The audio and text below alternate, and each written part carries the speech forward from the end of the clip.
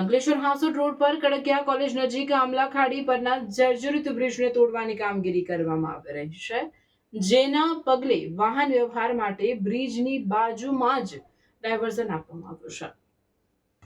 Ankleshwar Hansot road પર આવેલ Kadakia college નજીક આમલા ખાડી પરનો જૂનો બ્રિજ જર્જરિત હાલતમાં પહોંચતા તેને તોડવાની કામગીરી માર્ગ અને મકાન વિભાગ દ્વારા શરૂ કરવામાં આવે છે.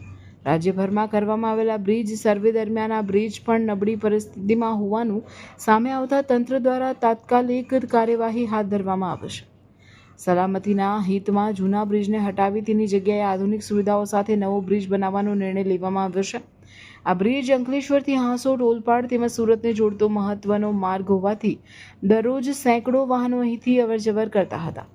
બ્રિજ તોડવાની કામગીરીને કારણે સ્ટેટ હાઈવે પર ટ્રાફિક માટે બ્રિજની બાજુમાં જ ડાયવર્ઝન આપવામાં આવ્યું છે, જેથી મુસાફરોને વૈકલ્પિક માર્ગનો ઉપયોગ કરવો પડી રહ્યો છે.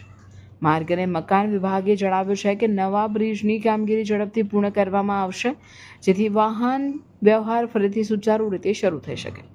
હાલ માટે સ્થાનિકોને સાવચેતી રાખી ડાયવર્ઝન માર્ગનો ઉપયોગ કરવા અપીલ કરવામાં આવે છે.